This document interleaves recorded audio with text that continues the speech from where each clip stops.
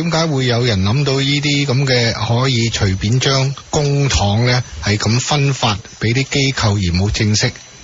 有呢個程序去申請？任何一個政府撥錢呢，呢樣嘢即係去幫嗰啲社區嗰啲咁嘅機構呢，係成日有嘅。喂，嗱，我哋而家呢度仲有小錢剩啊，你哋有冇啲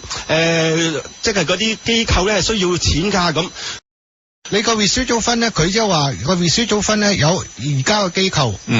可以申請嘅。而家呢係好明顯擺嘅出嚟嘅事實就係話，有好多機構係根本唔知道有呢啲咁樣嘅 funding，亦唔知道有呢個可能可以申請同埋有呢個程序喺度。其實永遠都會有機構唔知道。梗係永遠有機構啊，但係有因為佢唔會係放咗好多嘅 application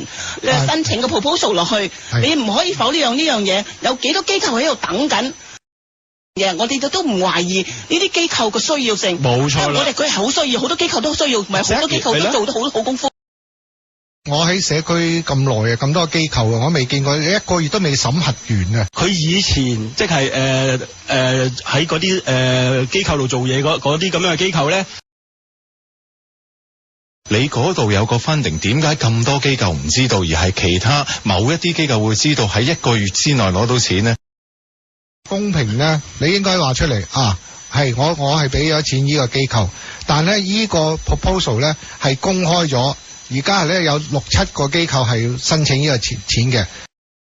但係你有好多呢啲咁嘅社區機構呢，你個 proposal 係 for 乜嘢都冇呢個透明度，其他人都冇辦法可以參與嘅，呢個就係問題，唔係話個機構值